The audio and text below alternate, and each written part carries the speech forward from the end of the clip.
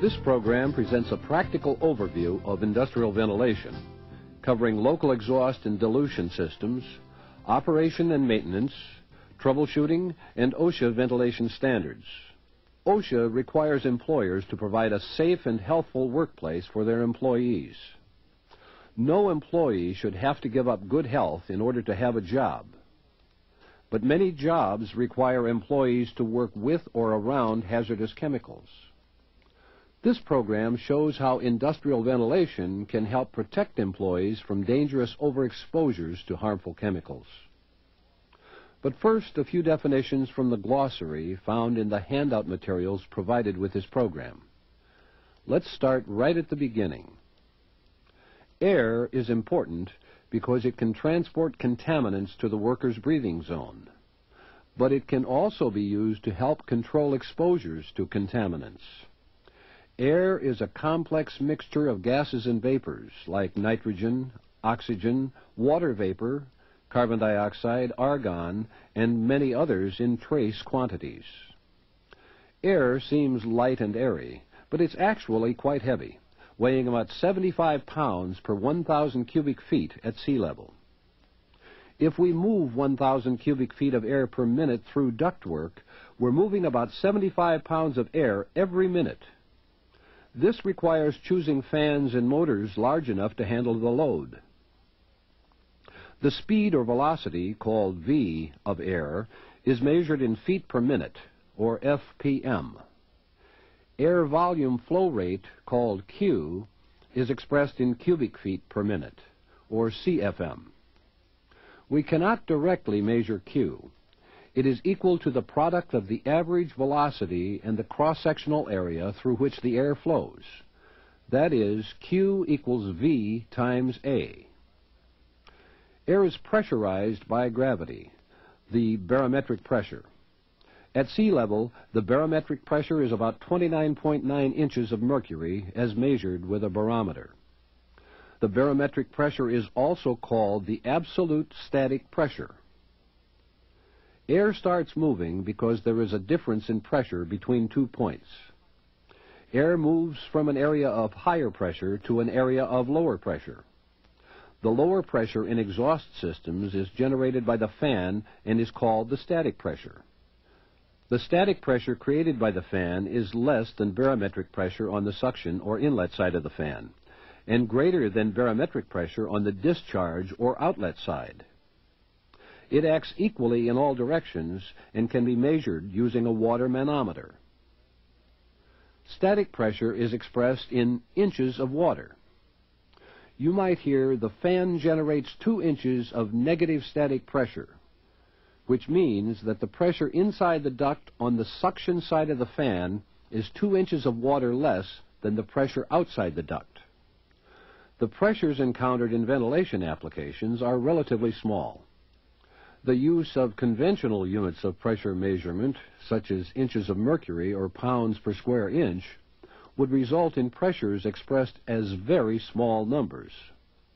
It is more convenient to express pressure as the height of water column that the pressure in the duct will support. The PEL is OSHA's permissible exposure limit. The PEL is the highest concentration in air of a chemical substance to which employees may be exposed. The LEL, or lower explosive limit, is a much higher concentration, at which the chemical gas or vapor will burn or explode if an ignition source is present. Methyl alcohol, for example, has an LEL of 6.7% in air. This is equivalent to a concentration of 67,000 parts per million, more than 300 times higher than its PEL of 200 parts per million. IAQ is a popular term standing for indoor air quality. You've probably heard a lot about this in the recent past. When we talk about indoor air quality problems, we're talking about improper temperatures, high or low humidity, odors, oxygen depletion, carbon dioxide buildup, or high concentrations of other air contaminants in the workplace, such as tobacco smoke, biological agents like mold spores, or industrial chemicals. Normally, the building's heating and air conditioning systems are expected to control temperatures, humidities, odors, oxygen depletion, carbon dioxide buildup, mold spores, and tobacco smoke. Industrial ventilation systems are often used to control the buildup of hazardous concentrations of industrial chemicals in air. Where do such airborne chemical contaminants come from? Directly from process equipment, mobile equipment, employee activities, wind and poor housekeeping, and fugitive emissions from industrial process control equipment are some of the sources. As you can imagine, we must identify emission sources before we can effectively control them. Intensive study of the source is often required before controls are installed. The hazards of emission sources can be controlled by many methods. One good way is to substitute a less toxic material. For example, using hot soapy water in place of solvents for cleaning.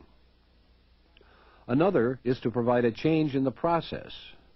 For example, using paint dipping instead of paint spraying. Yet another approach is to enclose the source or provide a barrier between the source and the employee. Sometimes worker education or worker placement or other administrative control can reduce emissions and exposures.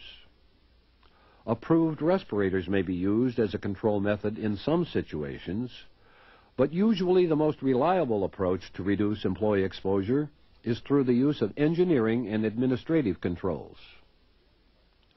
Ventilation control is one such engineering method. This approach has become known as industrial ventilation. There are two basic types of industrial ventilation: local exhaust and dilution ventilation. Local exhaust systems capture or contain contaminants at their source before they escape into the work environment. Dilution ventilation systems, on the other hand, allow the contaminants to escape into the work environment.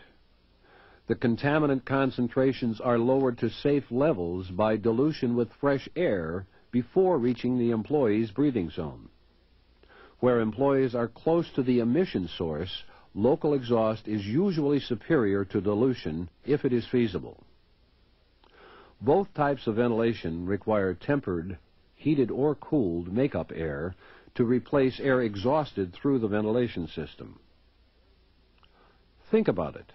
Air removed must always be replaced.